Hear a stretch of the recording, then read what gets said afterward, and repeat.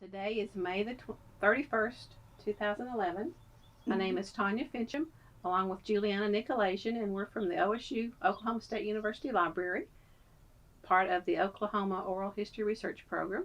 And we're here today in Strang, Oklahoma, to speak with Mozelle Stockton. And this is part of our Oklahoma Centennial Farm Families Oral History Project. So thank you for having us today. Pleased to meet you. Let's start by having you tell what you know about how your family came to own the land that's the Centennial Farm.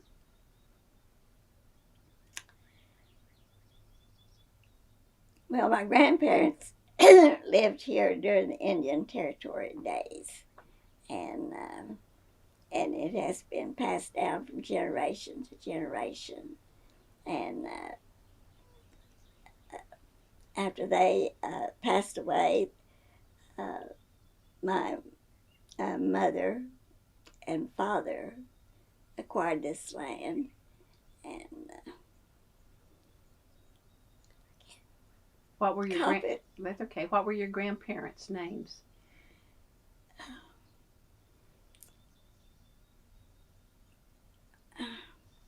That's okay. My my grandmother was Joanna Scraper, and she married Ross. So Joanna Scraper Ross. And all I know about my uh, great grandfather was he was referred to as W.L. Ross, and which stood for William Larkin Ross. And he came here from someplace in Arkansas. And my grandmother Joanna was a school teacher in this area. How they met, I really don't know, because he was, you might say, homeless. I don't know anything about him. He just lived in Arkansas and just started this way, I think, to be a cowboy. And she taught school, and it was called Lynch in those back before statehood. And this was kind of known as the Lynch Prairie area. So the school was called Lynch. And do you know where she had come from? Yes, she came about half a mile from here across the field. Uh, there was a family called West. His his name, I always referred to him as Uncle Bill, so it had to be William, and his wife was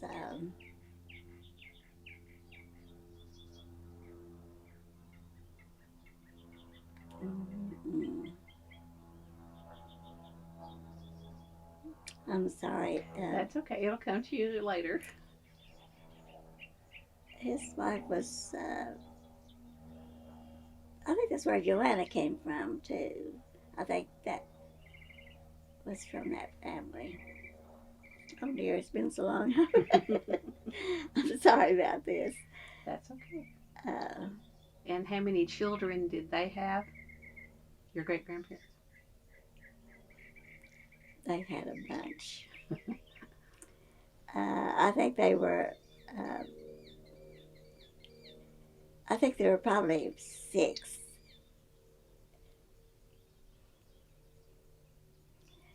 But I,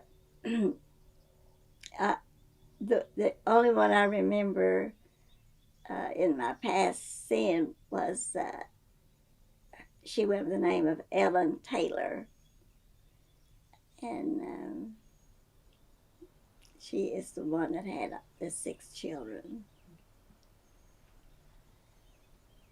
And I don't, can sometimes think of all their names, but they move around and I kind of lose track. So as we trace the ownership of the property from there, it went to Okay. uh,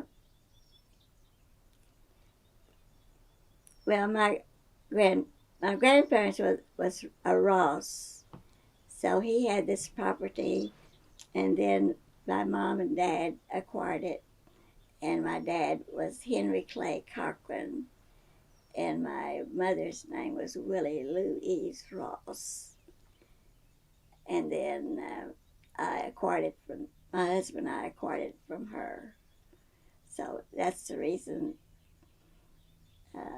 I qualified for the Historical Society. So it appears that it's following the female side of the family then, Yes. from you to your mother. Okay. Was it originally Indian? Yes, this was I think it was my grandmother's Indian allotment, and my mother's allotment was across the road out here. They all acquired land. Do you know how much each allotment was? 80 acres. For each one? Mm-hmm. So it was 160. Is that what you have now, or do you have less? I have 80 acres here, but um, I have acquired more land, but it's in the next section. Okay. But this is the 80 acres. When they first had the land, what kind of crops and things did they have? Do you know? Well, I remember my father having wheat and corn, cotton, and then when the thrashing machine came in, he started going from farm to farm with his thrashing equipment and doing the harvest for people. But I imagine, I don't know how they made their living.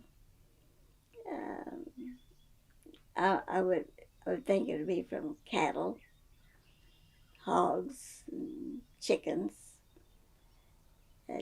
You can't have chickens around here for the varmints now.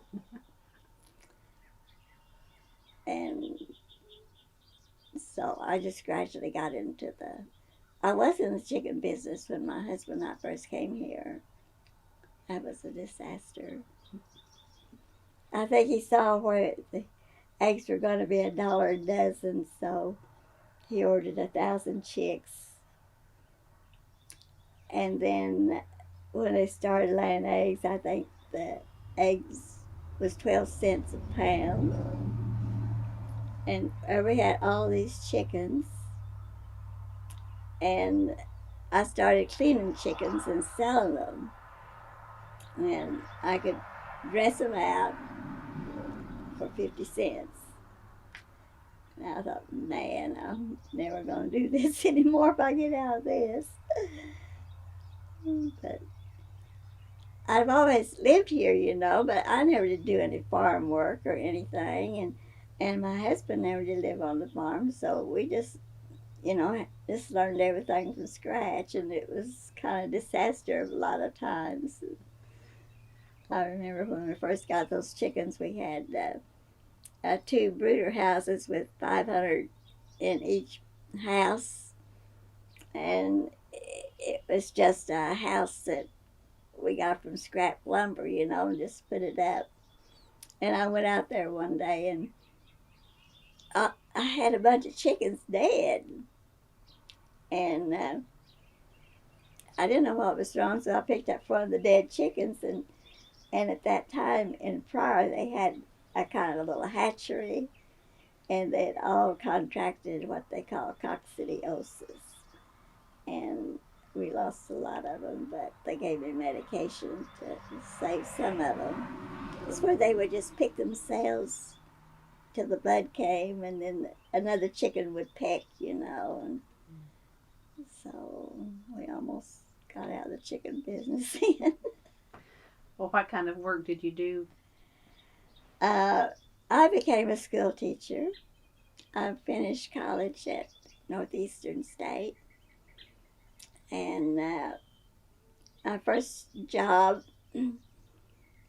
was near Kenwood, Oklahoma, in that wooded area in Delaware County. And I had no transportation, but I got a job in a rural school. And I was paid $50 a month. And if I did my janitor work, which I did, I got $5 extra. And my biggest problem was trying to get to school, because where I boarded was about 3 miles from the school. But during the middle of the year, we were able to get a lunch program, and the lady that came, the cook, she lived nearby, so I got to ride with her. But she would leave, about 1:30, and most of the time I had to walk back. 3 miles, too. That took a while. Yes, but what I learned to do, it was kind of on a downhill slope, and a lot of trees with leaves, and I would just start running down the hill, and I did okay. I just cut through it and go around the road. And how many children did you have in your class? On enrollment day, I had 50, but I assumed that school started early, and only had that many for about 2 weeks, and then they started going to Salina and Little Kansas, and that was the only reason why I think they took off, because it was a larger school, and the bus, they had a bus and picked up a lot of them. But at the end of the school year, I think I only had about 15 or 20. I was glad of that. And how long did you stay there? 1 year. Oh. That was enough for me. And at that time, it was the war days, and they had this powder plant in Pryor, and as soon as they called it a powder plant south of Pryor, where they made ammunition, and so as soon as I got out of that school, I started working there, and I worked there I think about a year and a half, and my parents had gone to California to work in the shipyards, and so I followed them out there, and I worked in the shipyards in the office for about 5 years. And then my husband and I came back to Oklahoma. We've been here, or I've been here ever since, My husband passed away in 1960. What, did you teach school again then when you came back? Yes, ma'am. I and I was an elementary teacher, but that's what I majored in. But my minor was in high school business, what they called it at that time. And I got a job at Adair teaching all the business subjects, typing and shorthand, and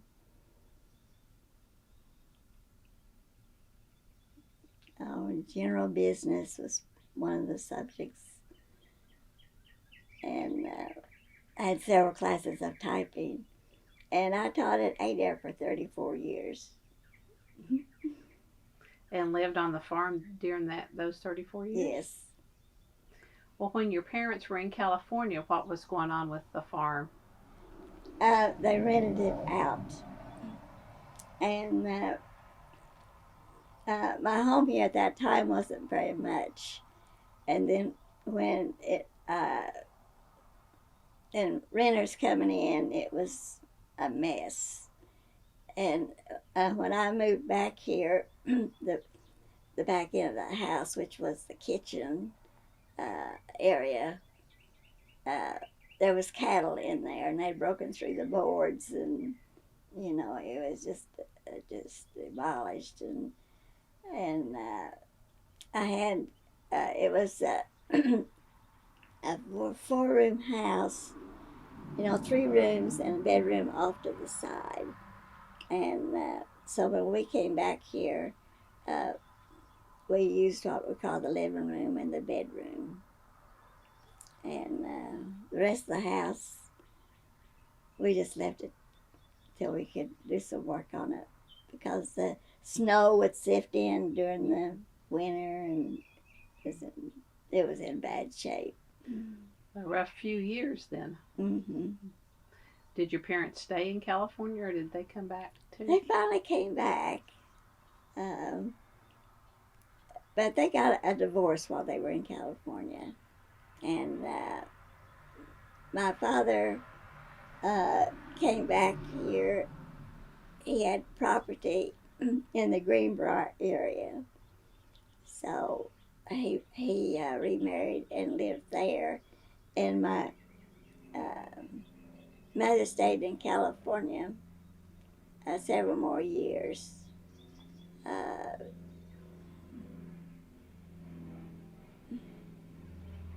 forgot how many, but she had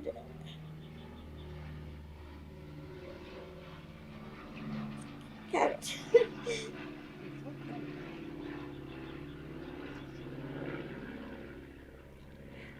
I bubble up every time. My sister was killed in an auto accident, and then my mother came back and raised those 2 kids. And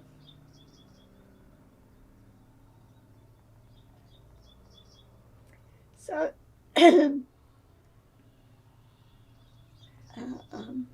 Well, did your mother have sisters herself? yes. And they weren't interested in the farm themselves? No. No. Her sister was, she had gone to business college in Tulsa, and so she started work there, and married an oil man, which didn't last too long, but and she had a son. I mean, my mom had a brother, no son, had a brother, and she always referred to him as the prodigal son, because the Oklahoma Military Academy at Claremore was where he was educated. And so she was the one that took care of the kids and everything, because her mother died at 12. And there was another sibling. It was a boy. And when he was 12, there was an old Model T, coming down the road. And I guess he was trying to outrun it or run along with it, And his past leg caught in the wheel, and had those outside spokes. And he was just beat to death before they got it stopped. So it was 12 when that accident happened. And So did you actually grow up on the farm? yes. Your childhood was here? Uh-huh. Did you have certain chores? No, I had my sister, and about the only chore I had was washing the dishes, drying the dishes, and I never cooked. Or Mom taught me a little bit about sewing, because she was a real good seamstress, And I just went to school at Strang. Strang had a nice high school here. And it was large at that time because Spavinaw did not have a high school. And also the rural areas around, like Welch and Scoop and and Requal and Greenbrier, they were all up to the 8th grade.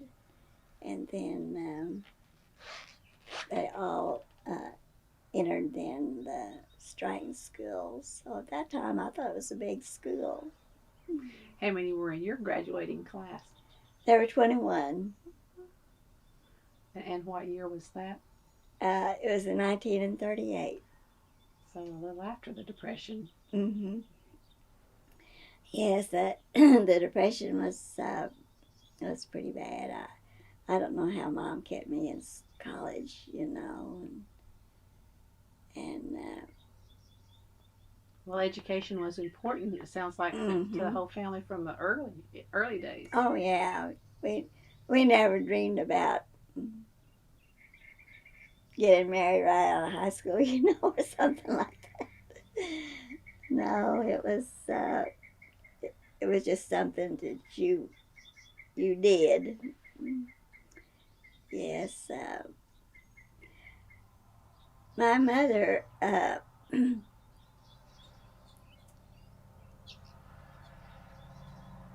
think she was more like a tomboy. When they laid out the town of Strang, you know, put in the streets and everything. Strang used to be a pretty good sized place because of the railroad that went through here, through Strang. And they had a bank and, you know, 10 or 12 businesses going on. And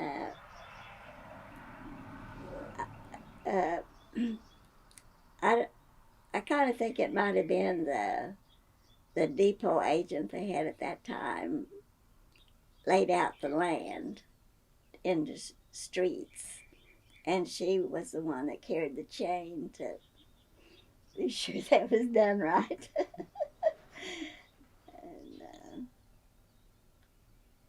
and she was a hard worker. My dad did a lot of trucking, so we had cows, so she had to milk the cows while he was gone, and you know, take care of the farm and us. And we didn't have a car here at the house. We finally got a jalopy. What I mean, it didn't have a top to it, and you had to sit on a board. And somebody stole it. Just drove it off. And I think it went to Tulsa, but we never got that old jalopy back. And there's a hill just south of Strang here, and it was really rocky and scary because it looked like a big gully on one side. And she got us in that thing one time. We was going to visit someone on down the road, and we came to that hill, and that old jalopy would not pull that hill, so she went up it backwards. Put it in reverse and went up that hill backwards. I never wasn't scared in all my life. That's pretty smart, though, to figure out another way to do it. Yeah, she was smart, yes. Did she belong to a homemaker club? Oh, yes. Ladies Home Demonstration Club. And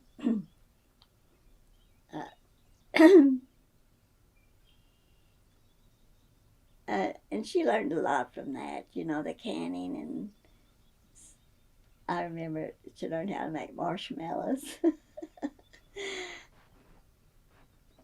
And one time, my sister and I didn't think we were going to get anything for Christmas. And she had made us dolls. I think they taught how to do some of that with the home demonstration. Yeah, they had the pattern and everything. All she had to do was buy the head. And of course the fingers, you know, it was all cloth. What was the favorite thing that she cooked that you liked? Fried chicken? I would say it was. Because we always had chickens. And I remember one time we had company here, and I think it was just a young child, you know, and she had, somebody brought squirrel, and she had cooked that squirrel, and that child did not want to eat squirrel, and she said, "Well, I've got some chicken in here," so she went to the kitchen and brought back another piece of chicken, and we didn't know the difference. She was always doing things like that. Did she quilt? No, but she made all my clothes, my sister's clothes. Where would she get her fabric? We had stores here in town that handled fabric. At that time, I think there were 3 stores that handled fabric. And if a new bolt came in, you know, that's where she would get it.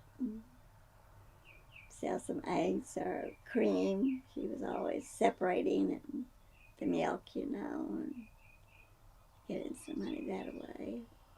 You said your father trucked. What did he? Yes, he would take a load of lumber, say to Colorado, and I always thought that was odd, you know, with all their trees, you know, pine trees and everything. But apparently, I questioned that one time because, you know, I'd heard of Colorado and its pine trees, you know, and all that stuff.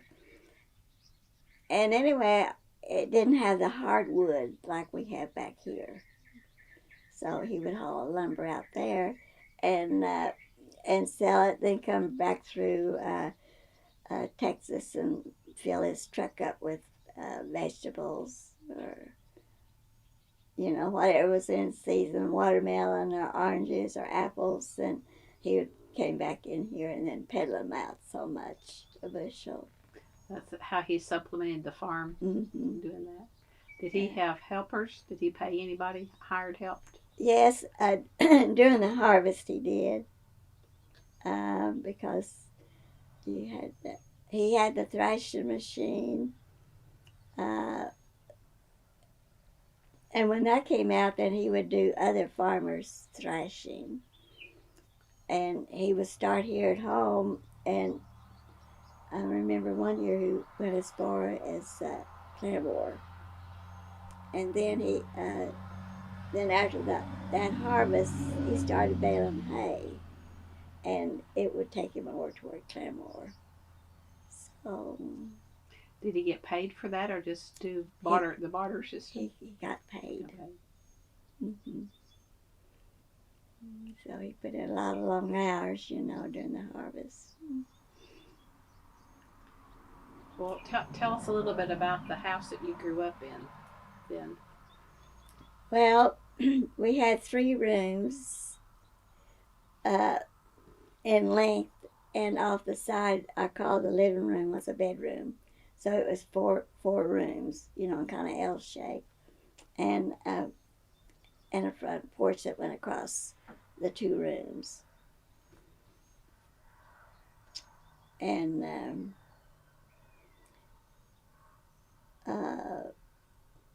we had a back porch, and I guess my parents had trouble getting well water that was good, because there's an open well right now in the front yard, and then there was a dug well when we moved here. But that dug well, my mom had just about filled it up, you know. And then they were able to get a well. You can hardly see it. There's a little white building way down there, and that's where we got the water was from that well when I was growing up. How would you get it from there to here? They had 2 water buckets, and they'd pack it. Go down there and get 2 buckets of water, and they were filled by the time they got here. It was sloshed out, you know. But that's where she got all her water.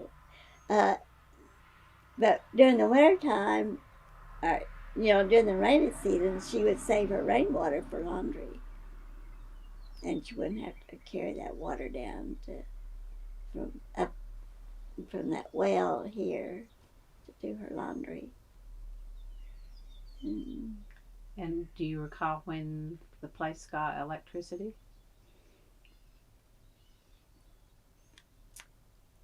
Well, we did not get electricity until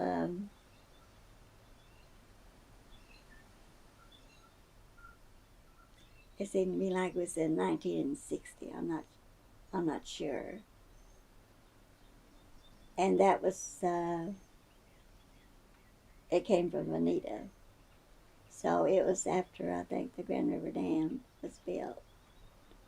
And I don't know, I can't recall when that dam was built. What had you used for light until then? Oh, we had kerosene lamps. And how was the house heated? Well, it usually had a big stove that contained wood, and I remember we had another stove that was a coal. We burned coal, and I think the coal came from around Claremore, Catoosa, in that area. And was that particular house the first house on the property? as far as I know, it was.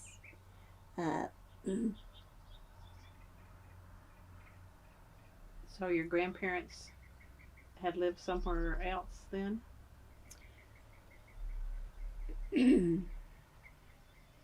Yes. In the Greenbrier area, my father was living there, and he had he acquired a lot of land, and he also financed the Strang First State Bank. He backed that up, and he was not well educated, but he was good with figures. And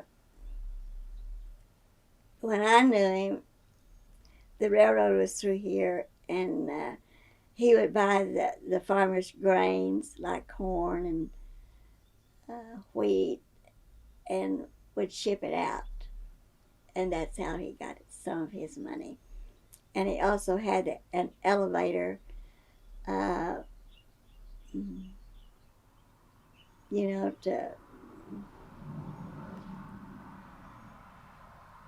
where they could load the wheat, into the box cars and things like that. But he married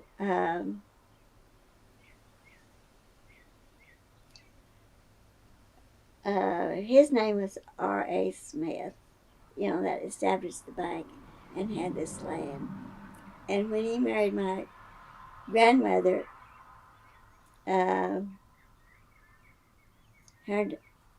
his initials were R.A. Smith, and my grandmother was Nanny B. Smith, but she was a West.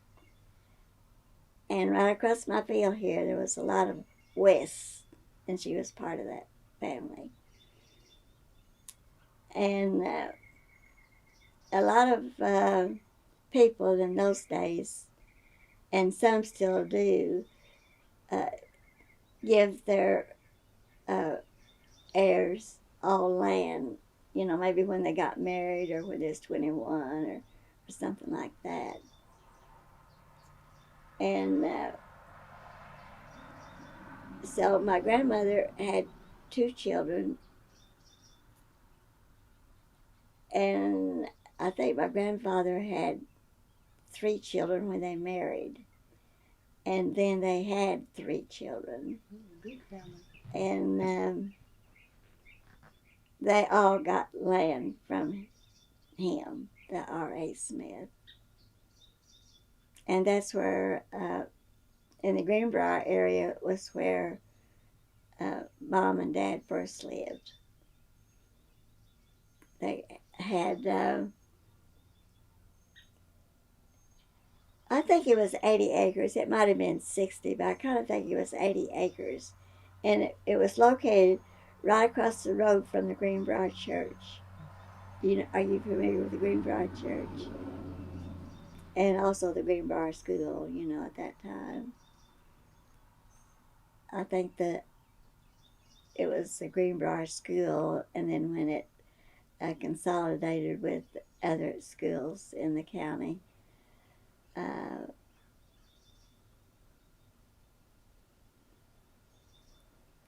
let's see, yeah, that's right.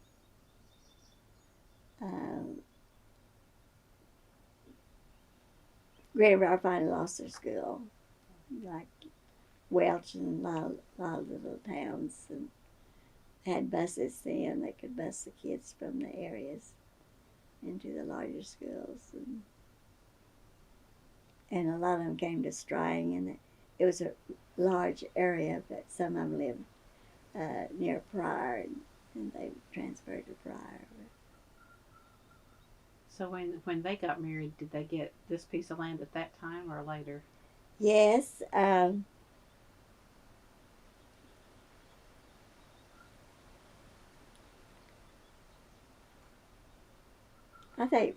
think Mom had acquired this land.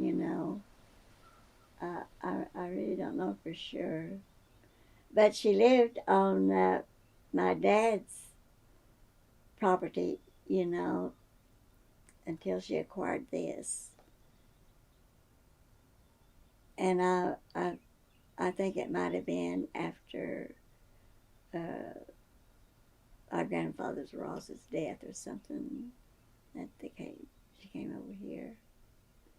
Well, how many ponds are there on the property?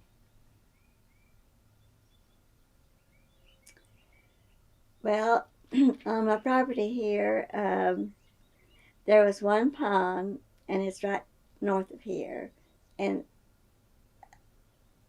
it's right at the end of the property, and there's a branch that runs through it, the corner of it, and then I remember Dad. I think there was only one pond at that time, but when my husband and I bought it, we built another pond down here by the corner, and a small one just right up the road the 2 ways. Anyway, we built 2 ponds, but the first one is the biggest pond. Well, the first one, was it a natural one or was it man-made? The one with the stream going through it? It was man-made because I remember the high banks, Were the other 2 that you built part of the soil conservation efforts, or just? Yes, I'm sure it was. Probably didn't do much terracing. I know we did some terracing. My husband and I did, but I think it's through the, what is it, FFA, FHA, or whatever it was. What was it, FHA? Federal Housing Authority? Or? There's different ones. I think the Soil Conservation Service is through the USDA, isn't it? Department of Agriculture, maybe? FFA's Future Farmers, Yeah. and FHA's Future Homemakers, Yes. and 4-H, of course. Were you a member of 4-H? Oh, yes. I got to go to Stillwater one year. Oh, to Roundup. Cool. What was that like? Oh, it was a good experience. Yeah, I had a cousin. She and I both earned the right to go. And yeah, I was several years older than her, but What was your project that got you there? I think my dress and well, we had county fair, you know, and I had won on muffins and cookies or something or other. I don't remember now, but yeah, I was in 4-H. Where was the county fair? At Pryor, and I think it's just about the same area it's always been. East County Fair. And then we would have our vegetables we would take in, you know, and show them. We'd be thrilled to death we won 50 cents or a dollar, you know. Might be all swelled up by the time at the end of the fair, but on the day of judging, they looked pretty good. And I remember one time we had some, I call it high gear. So we took a bundle of that in, you know. I'm not sure what that is. And it's let's see. It's a small grain, and I was trying to think of another name for it. But anyway, it bushes out and it's full of little seeds, like kefir corn. Have you heard of that? I've heard of that. Mm-hmm. I think it's about the same thing. And because I know Mom always fed chickens, you know. No corn, she'd feed them that high gear. There's probably another name for it, but that's what she called it. Well, did they use tractors or horses? We had, when I was growing up here, we had a pair of horses and a pair of mules. And one horse was white, and his name was White Man. And the red one was called Dodger, and he was mean. You try to ride him, and he'd just take off. Couldn't hardly hold him back.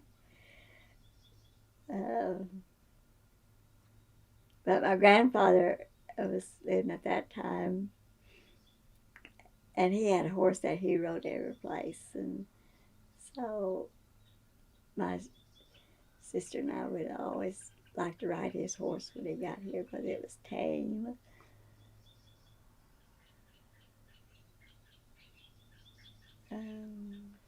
So, first tractor, were you allowed to ride?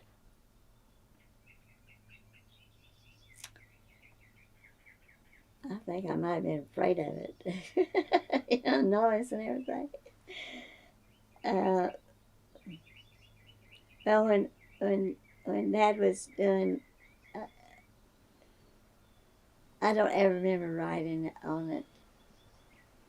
I know he had a a disc out here in the yard one time, you know, with no fence, and a neighbor's bull got out, and my sister and I were out there. Well, we shouldn't be, I guess, around this disc, and anyway, that bull hooked her right in the corner of the eye, just barely caused it to bleed, you know. But man, we thought she was ruined, lost an eye or something. So, what were some of the fun things you did on the farm as a child? We always had a playhouse. We had this road out here just about took most of our yard. We had two big old maple trees in the yard, and it seems like every time they widen the road or anything, they would take it from this side, you know. So that's the way we lost the maple trees, was doing the road. But we would play house out there under those trees. And of course, we had our paper dolls, or dolls. We call them baby dolls. And I would play it with.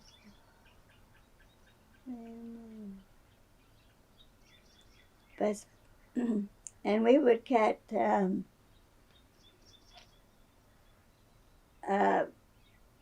cut up a catalog, you know, and would have cut out pictures in it of somebody that would represent the father and the mother, you know, and the kids, and out of these catalogs. And we did a lot of playing with that. But I don't remember. Later on, we played basketball. That's my mail carrier, isn't it? Of course, that was when I was in high school. And the year that I finished high school,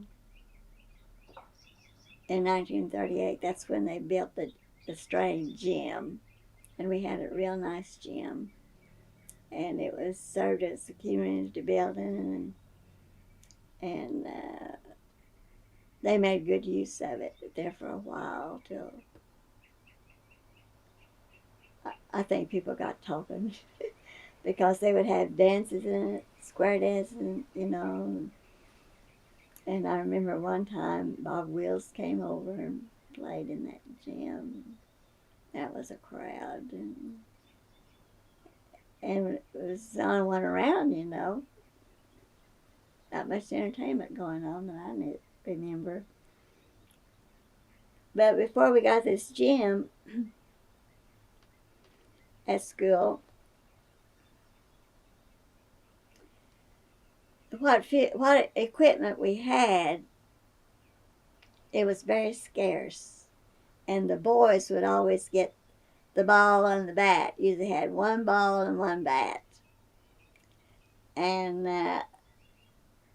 I took a golf ball down there one day, playing with it, you know, with the board, you know, like we was playing baseball.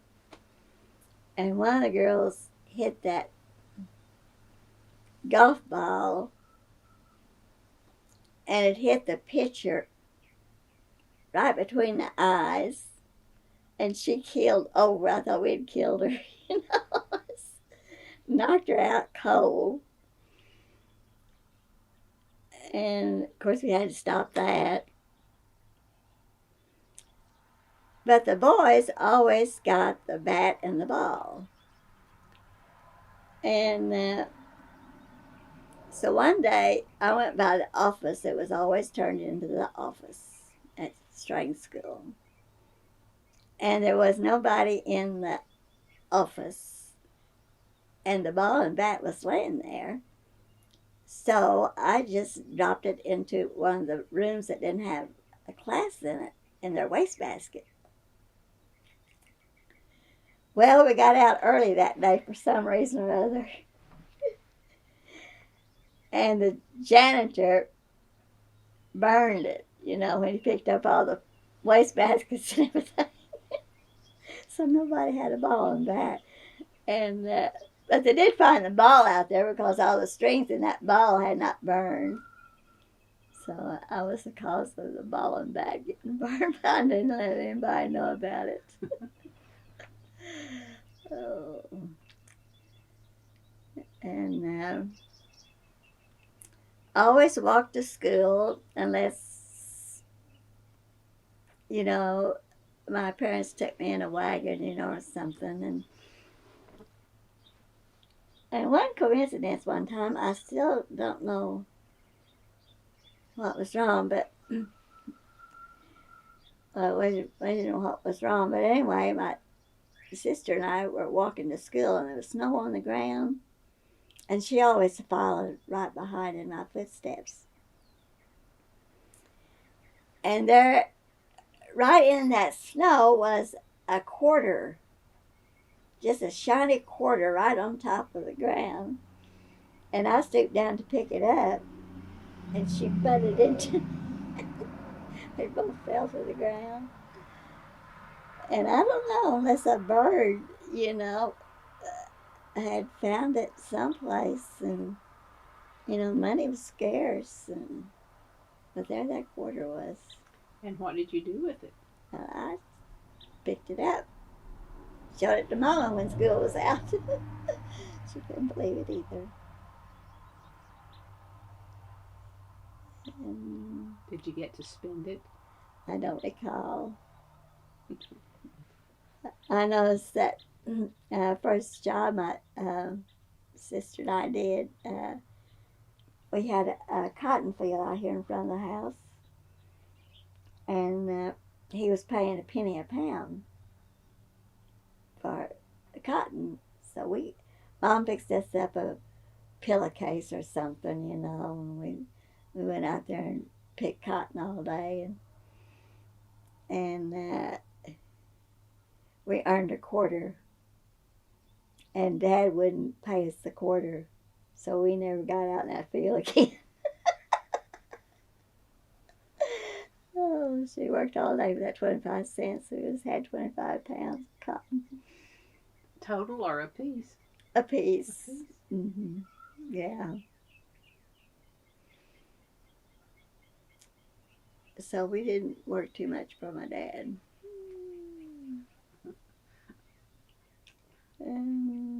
Were there any barns on the property? I remember at one time we had, it was a pretty nice barn, and then we had one that was,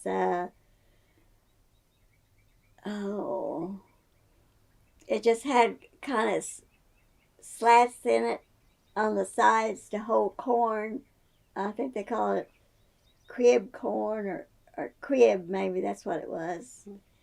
And but Dad built a nice barn, and I was at Strang school one day, and they said, "Oh, Mozelle, look, your barn is on fire." And anyway, the barn burned, and I looked up and saw it just as it was falling in. And I guess it had a big hayloft in there, you know, and I guess it was green hay or something that caused the combustion. And I don't think that they ever built a barn. But when my husband and I acquired all these chickens,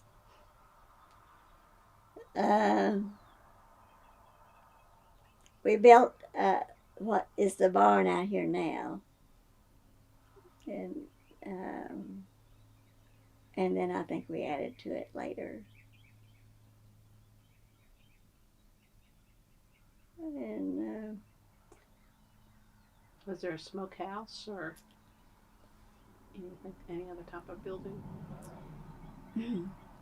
No, but we bought some property about a mile east of here and a mile north. And on that old place, yes, there was a smokehouse. And it had a cement floor in it. And it still has a cellar, but I still own the property. But I never put a door on it, so it's always Looks like a swimming pool, you know, it's full of water when it rains. And it had this old farmhouse on it. And then somebody set it on fire and it burned. Maybe 15 years ago. It, it was a sturdy old house, you know, built good. And in that house, the lady that,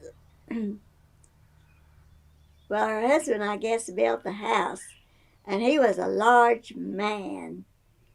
And so, and she was a little woman. I bet she wasn't 4 feet tall.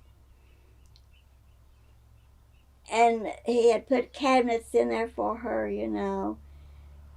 But the top of the cabinets struck me right about here, you know.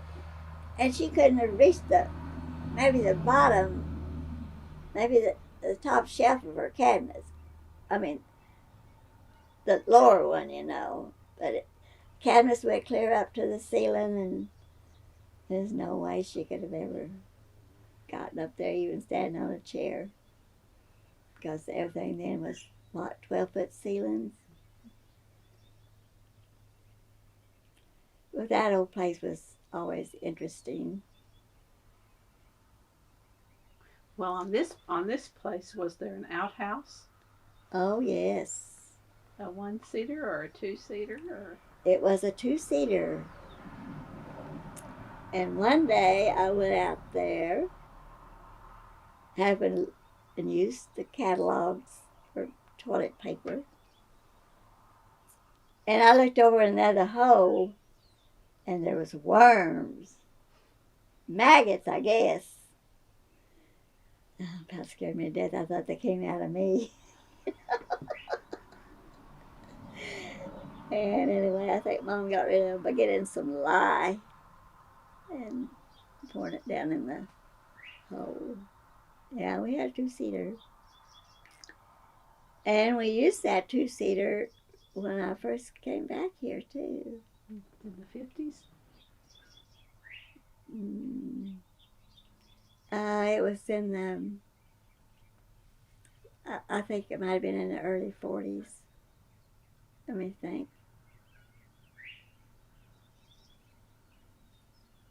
Yeah, I think it was. We probably dug a different hole, you know, but I think the outhouse was still there when we got here.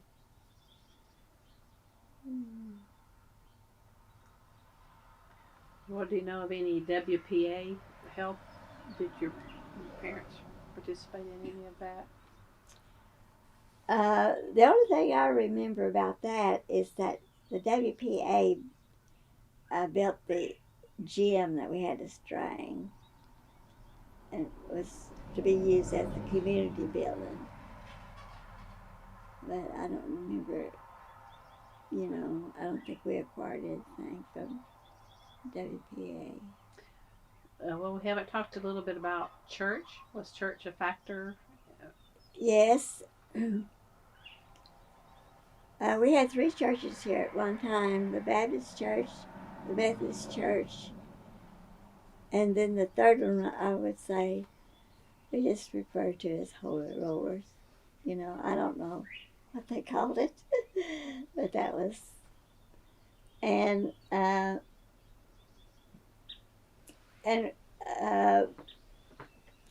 we belonged, Mom and all of us went to the Baptist church. And, but, you know, for Sunday school or things like that. But if there was revival at either of the churches, you know, we always went. You get to go someplace, you know, if there's revival. And we had a vacant building down here one time.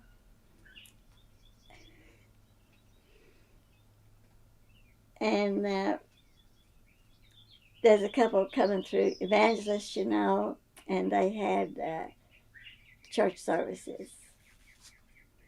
So I think they were there maybe a week or two, you know, a few days. And Anyway, my dad helped a guy there in town um, kill some goats to eat. And they brought one of the goats here, and Mom didn't want to fool with that goat. So she took it down to the church. It's, these evangelists, and at the church service, they thanked the Good Samaritan that brought them the beef. And it was that goat. She was a pretty good kidder. Did they butcher hogs too? Oh, yeah.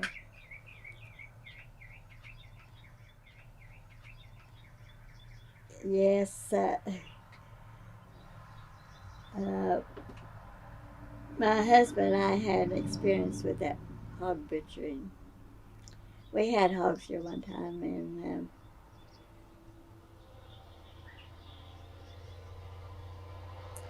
and he was going to a school after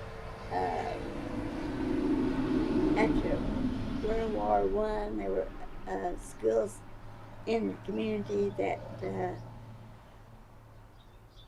would help the farmers, and one of them was one of the classes that he attended was on butchering hogs. So he knew how to do that. He saw it on film. Well, he finally got this hog killed, and had the barrel of hot water. He was gonna douse him, so the hair would come off.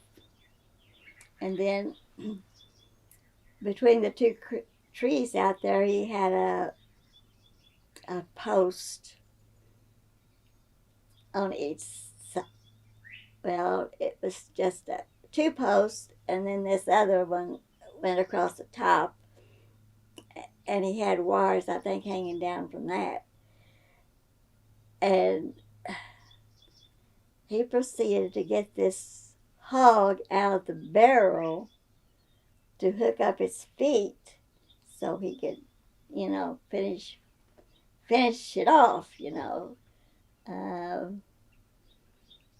and it came out that hollered for me to come and help him. And that slick hog, we had the awfulest time trying to get that thing up. But finally, I think he had to put the wire down a little bit lower, anyway. He couldn't hang that hog. And it was pretty good size. We finally got it butchered.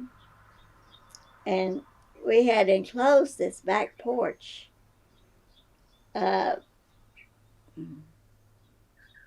with what we call windows, but it was just kind of plastic siding sheets, And we had the screen door. Well, one night we were asleep. We heard all this commotion on the back porch. And I told Sherman, I said, go see what that is. Well, come on, aren't you going to go with me? He was scared too. So I got up, and it was dogs that on that screen door, we had that plastic siding, and they were raking that off because they smelled the meat on the back porch. But thankfully, we chased them away, but I thought that was so funny. He wasn't very brave. He didn't know what was going on either. Oh, Did you do another one after that one, or was it the one and only? I think that was the one and only.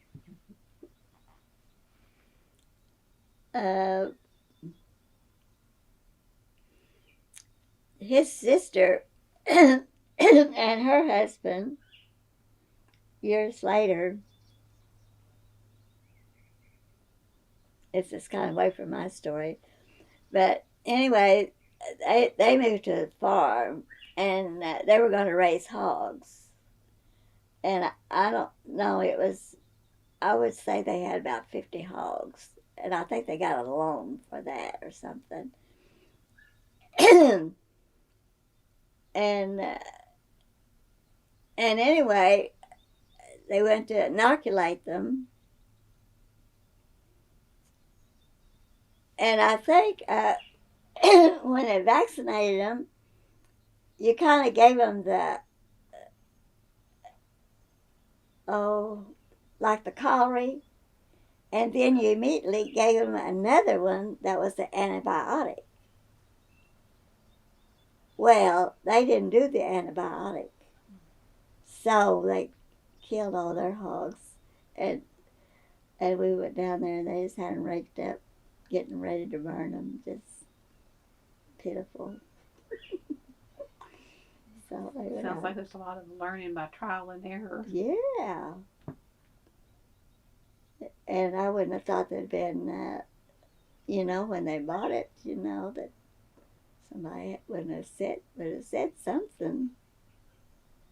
Well, was there a veterinarian in the area? We had a veterinarian by the name of Steve Sillick, and he lived in the Greenbrier area. And I don't think he had any education, but he just did it, Did a lot of vaccinating or helped with the vaccinations and sometimes the county agents would come out and teach and do some of that.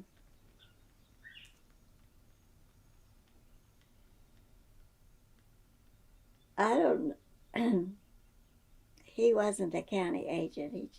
If you got something sick, you just called him, and he would come out and give him a shot or something, And, Well, speaking of calling, when you were a child, did you have a phone in the home?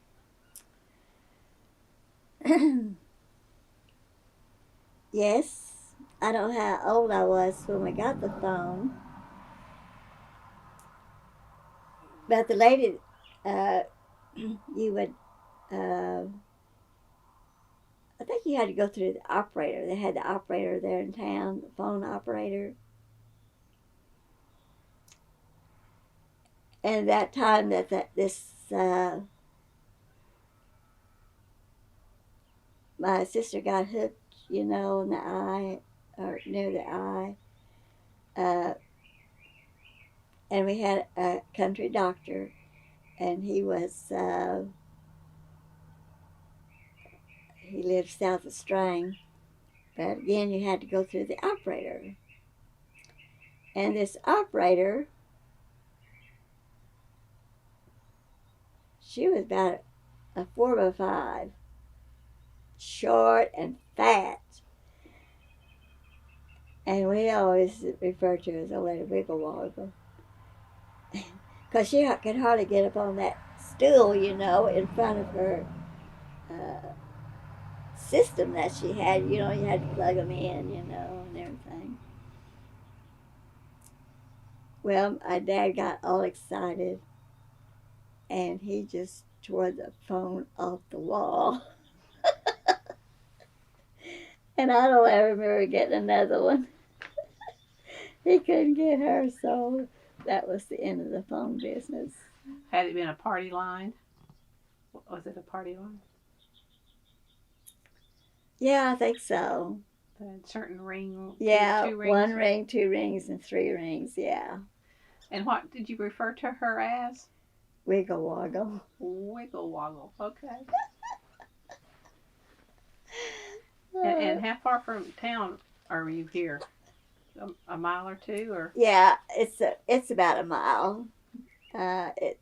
This corner down here is referred to as a mile, and then I think we're less than a quarter mile. This house is less than a quarter mile. So you cut through the fields and get there a little quicker? Oh yeah. Mhm.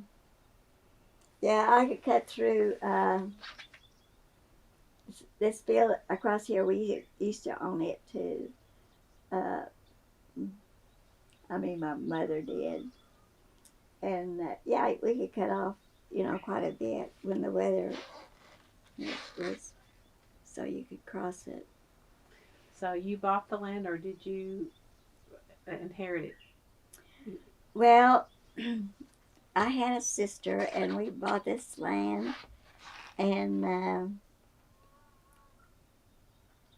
we paid her, and I don't remember how much we paid her, but she acquired some land up near Ketchum. Well, it's mostly closely to Langley, and it was still amount of acreage, and it had a pretty nice house on it at that time, and I think there was a milk barn, but so she and her husband bought that, but she liked a little bit of education at Telequal to get her teaching certificate, and then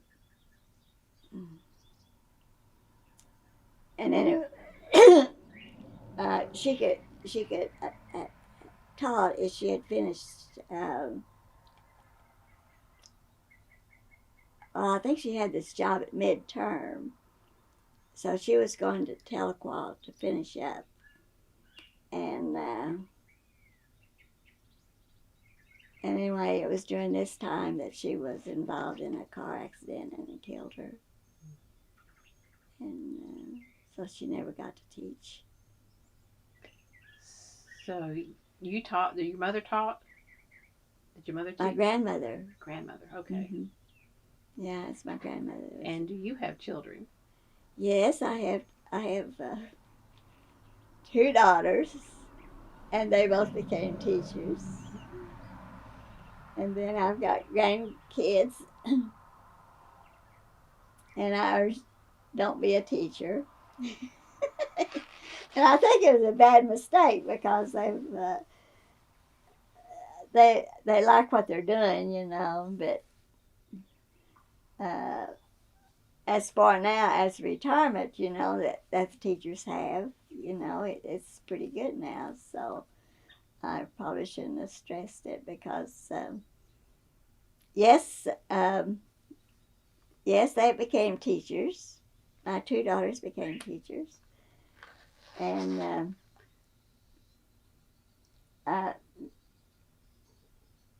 Where did they earn their degrees?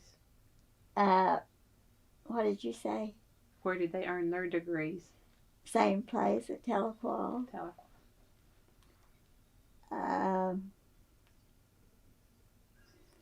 My oldest daughter, when she finished, she was living in Tulsa and married, and she taught English at Tulsa Junior College, and then she went to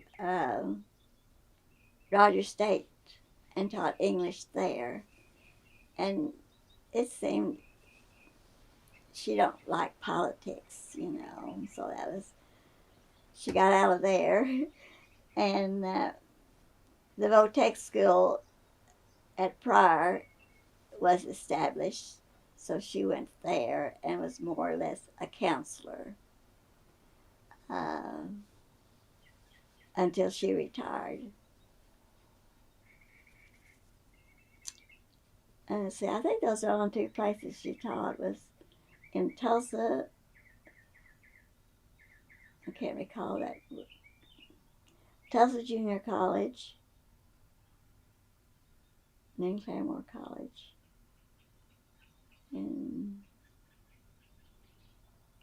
But anyway, when she was old enough to retire, she retired. But my other daughter,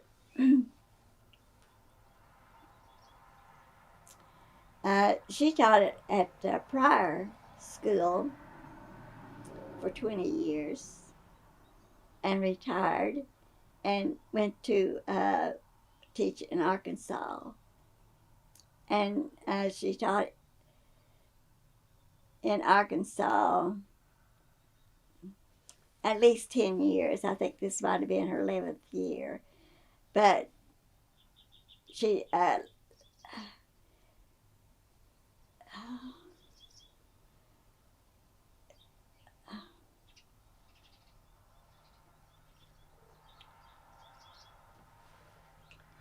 last Monday, she discovered she had cancer. So she just she signed her papers yesterday, I think, to retire from Arkansas. So she has those 2 retirements. That's pretty good. 30 years of teaching. Mm-hmm. And what was her subject? Elementary. Oh, so she taught first, second grade? Yeah. And no, she taught 3rd grade in Pryor. And when she started in Arkansas, it was the 4th grade. And she had already signed a contract to teach another year in Arkansas. And that was going to be just science and math for the 6th grade, I think, 5th and 6th grade. And so. Do you envision either one of them coming back to the farm to live? No. No. Grandchildren? I don't know. I have 2 pieces of property. This one, and I want the one that just retired. Her name is Linda. To have it, and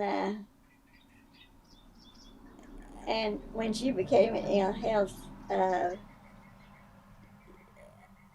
she asked that I deed it over to her 2 children, so they'll get this.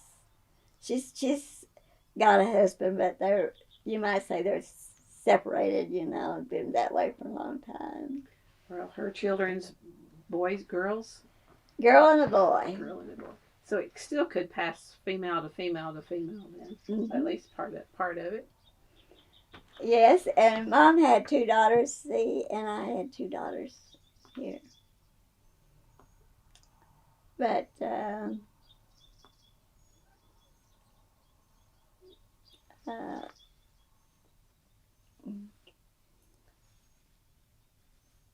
let's see, it was a long time before we got a grandson in the family. And you were saying he's named after you? The great-grandson. Great-grandson. Yeah. Keller, do you know the story behind that, how you came to have that as a first name? Well, this Dr. Hollingsworth that we had here, there was a doctor in this area. He had 2 nieces that would come and visit, him, and they'd be all decked out in fancy clothes, I guess very attractive, And one was named Keller, and the other was Mozelle. So that's who I'm. So you got both names then. Named after. Keller Mozelle. Mm-hmm. Pretty. I've always liked it. Like Mozelle better than Keller. What kind of things would you do for holidays growing up? Like for Christmas or Easter? Well, Mom always managed my sister and I new Easter outfits. So we'd always get a new dress for Easter. And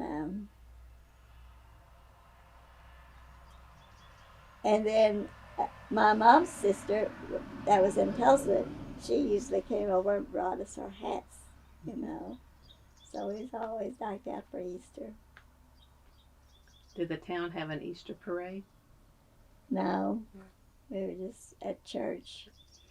And I remember one time Mom got up real early, and I think she cooked 2 or 3 chickens and, fried them and had a lot of stuff to eat. They was having a dinner at the church. And here we had that old pickup jalopy thing, you know. And the dogs got in there and ate all her food while they were in church. They just about killed her, I think. There's a lot of dogs in town that, during that time. Sounds like it. And it wasn't called Dogtown. And then Christmas? Yeah, we always made it to the Christmas tree at church.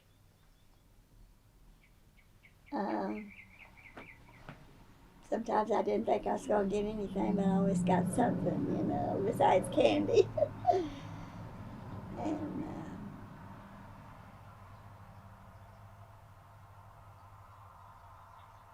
Well, did a circus come through town ever? Or a carnival? let me think.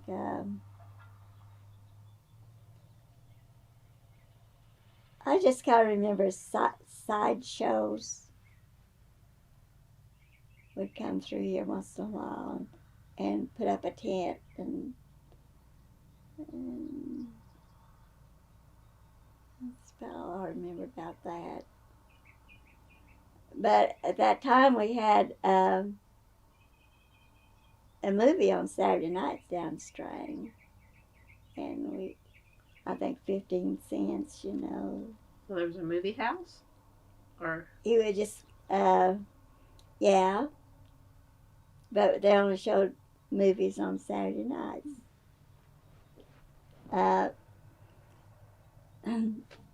There was this,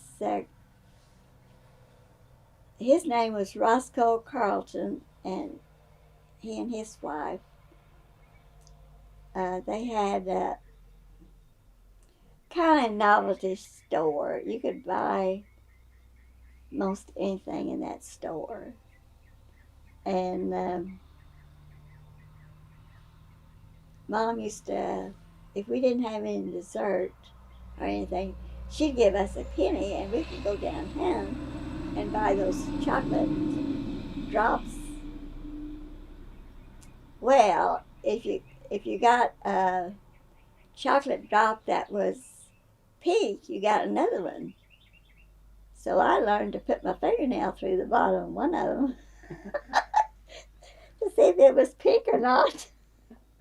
I know that lady knew what I was doing, but a lot of times I get two. And but anyway, she had this BB. We call it the BB racket. It's kind of like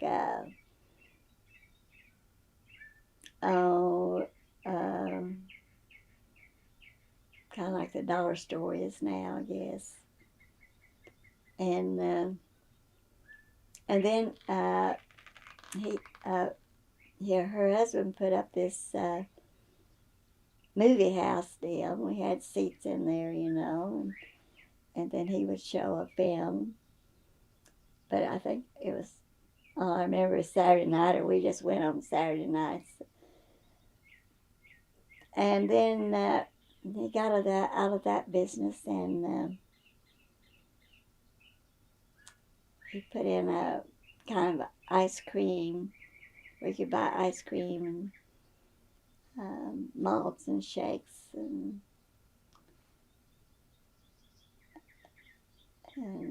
which was good. But we had the bank, and it later turned into a drugstore, and you could get ice cream there and Coke in a Coke glass, peanuts.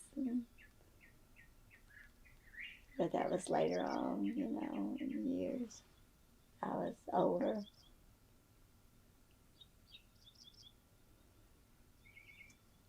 And yes, we had a lot of stores. We had the hardware store. Watkins had a dry goods store. In part of the post office at one time, there was a shoe store. And there was a meat market. And Miss Fairbairn's Cafe. And I remember the first time she got in the nickel slot machine. I always wanted a nickel to put in that slot machine. Uh, and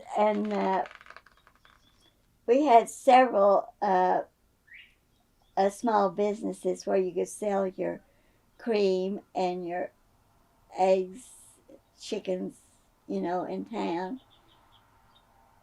And I don't know how they stayed in business, thinking about it now, to have about four, I don't know how you would pick, how Mom picked, the one, I guess, was she could get the most money, I guess.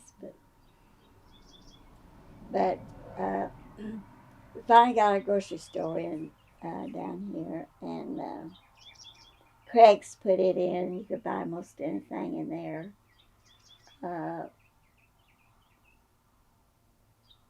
Dry goods, hardware, and they bought chickens and eggs and sort of ran the other people out of business. And they just call it the Craig's General Store. And then they sold, and I don't know when they finally closed up, but Was there a cotton gin and an ice plant? there was cotton gin. And it was about 2 blocks south of the main road that's in Strang now. And then the grand R.A. Smith,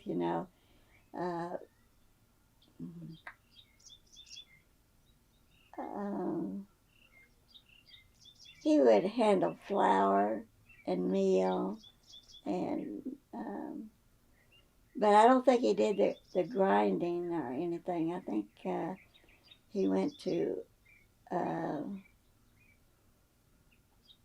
Southwest City, Missouri, with the grain and stuff, and then brought it back in sacks. And I don't remember too much. I know he had feed, livestock feed. He handled that. Well, when did the train go out? I mean, was it here when you were in your youth?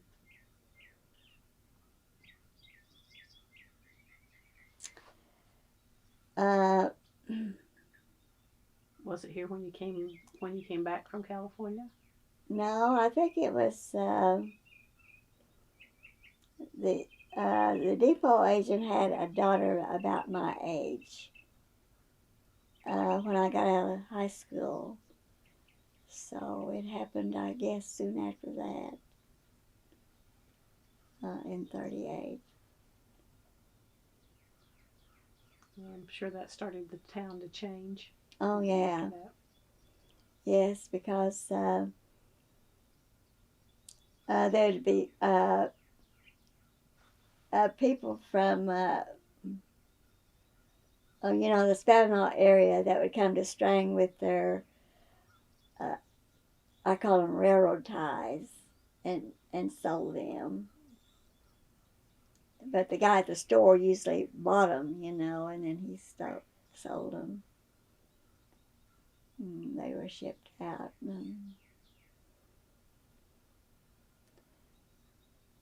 But I never rode on that train. I know,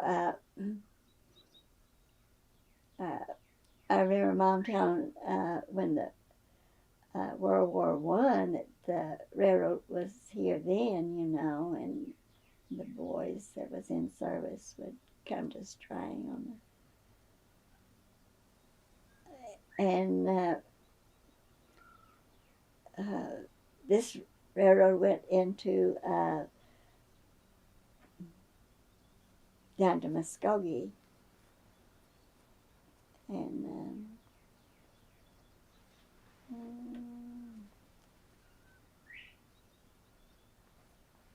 and I think I was out of school one time. It's probably in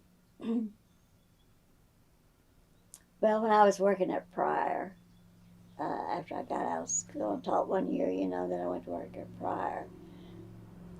A bunch of us rode that train to Muskogee, spent the night, and then came back. I did ride it one time. I should back up and ask what Indian tribe did the land come down through? Cherokee. I'm Cherokee. I am 3/8 Cherokee Indian, but my coloring I took after my mother. She was Cherokee too, but I think she was on about a fourth, and and then most of it came from my father's side, and my sister looked like the Indian. Her skin was just a shade darker, and she had black hair. Curly hair. Now mine was straight as it could be. Someone probably came across with the Trail of Tears then? Yes, but yes, but I didn't get deep into that. Yeah, I'm sure there was. And I've heard people who have checked the records, and yes, you're so and so, came over on the Trail of Tears. You don't know why they chose this particular piece? I mean, it was an allotment, but do you know if they got to choose or? Well, I think it was like the grandparents, they chose, they had theirs, and then the other land with their kids was nearby.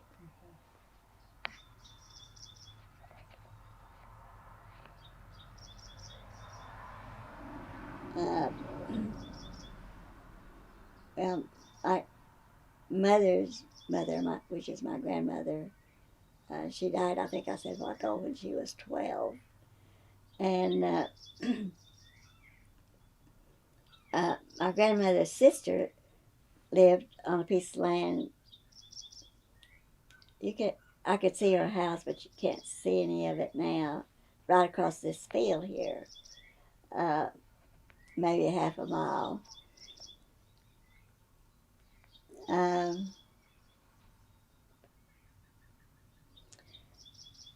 Well, because Mom was the oldest, and so young, she came and got all of my grandmother's records and things, and she didn't get to keep any of them because she knew they'd just be torn up, thrown away. And, but there's still a few pictures floated around because I got a picture this last summer from a niece that's in California, and it is a picture of my uncle and my grandfather together. And I remember my grandfather, as being short, but I didn't know he was that short compared to my uncle, which is huge. And Mom called him the prodigal son. And I came in one day, and she was talking, and she said, well, guess what? I got my inheritance. I said, what inheritance? And anyway, this uncle had bought several lots at the Spavinal Cemetery, and he gave her one. Oh, shoot. So, anyway, I didn't think she would be buried there, but she said when she was ill, and just bury me at my inheritance lot. Oh, shoot. But it is, I had bought 5 barrel plots, together at Spavinall, and thinking I might use them, didn't know, in the future, but she chose that one, and it is nearby. It's just 4 or 5 graves from where my husband's buried. And she was a character. Well, what's going on with the farm today? I don't know. I'm ready to move to town.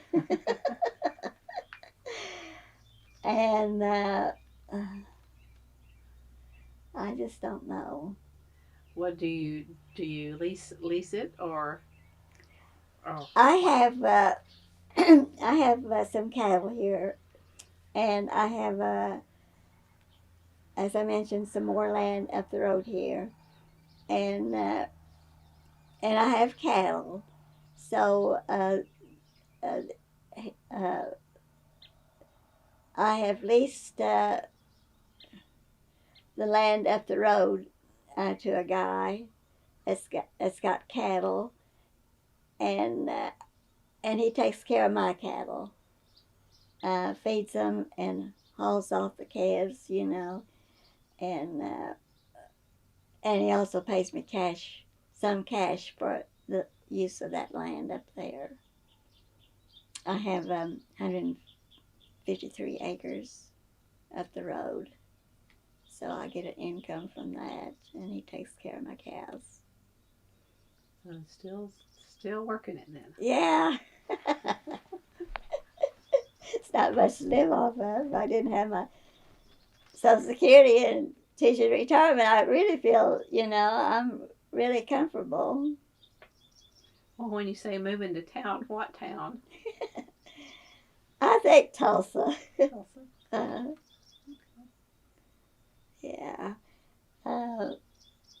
Most of our grandkids are there, and the others are in Bartlesville, so that'd be close for them to come. Any connections to Oklahoma State University?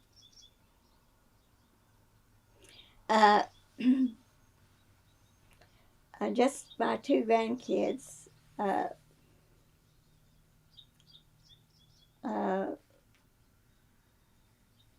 Linda, the one that's discovered she had cancer surgery last Monday. Her son and daughter both finished at Stillwater. Yeah. And then one of my other daughter, let's say one of them went to Kansas State.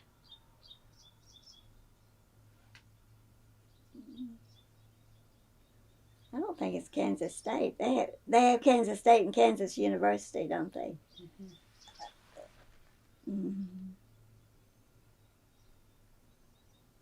I think it was university. One of her kids graduated there, and the other one just liked a little bit. Graduated, and she decided to finish up at Telequal. So her last quarter, I guess you'd call it, was finished at Telequal. Well, a tradition then. Yeah, and and she has a son, and he got his master's at OU.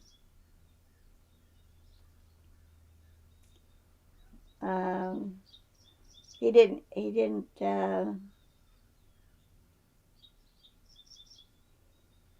Oh, I think it's through Schusterman's. That's there's a Tulsa. Yeah. A branch of it. That's where he finished up.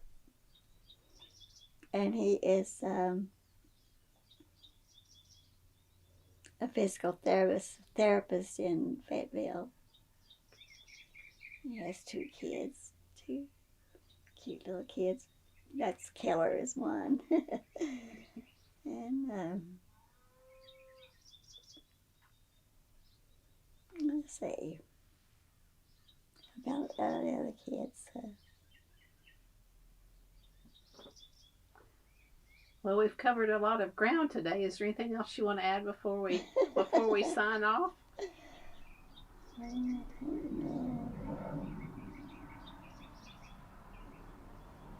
Good memories of the farm. Mm-hmm. Indoor plumbing and indoor electricity, water now. Yeah, yeah, that's something. And they always have Thanksgiving here, and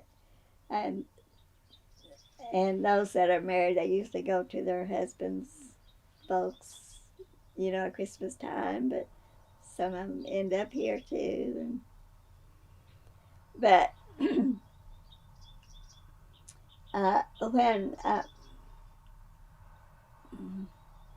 my mother and father divorced, he remarried.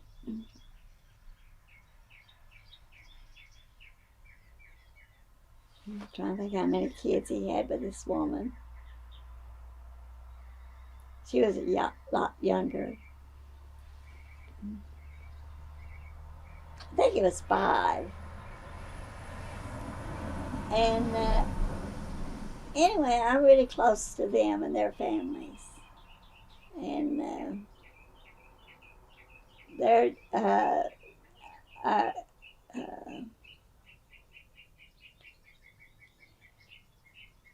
well, I think my girls are a little bit jealous of them, because when they were little, when his other family was small, I'd have them over here for Christmas, and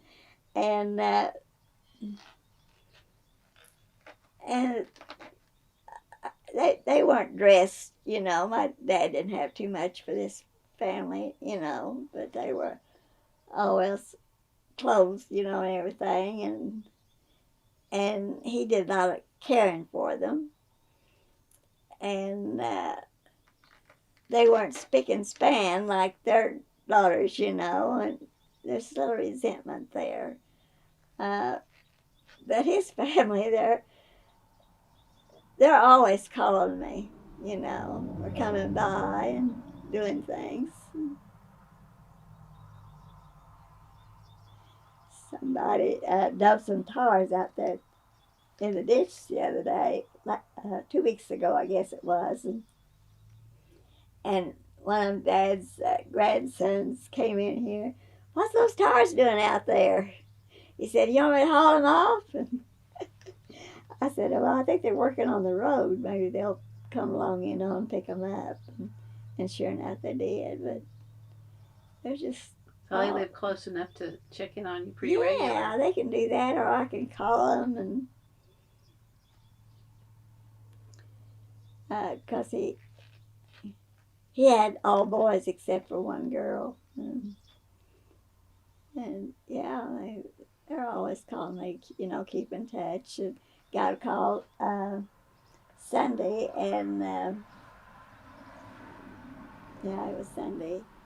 And one of them lives in Texas, and he said, I'll see you on June the 24th. He's coming in with his wife and son. They're having a school reunion at Strang, and he wanted to come to that. There's no school now, but they have it at the fire department, and there's always a big turnout. And so... Still connections to the place and to the land in there. Mm-hmm. Well, if there's nothing else, we'll say thank you for having us, and it's been a pleasure learning about you.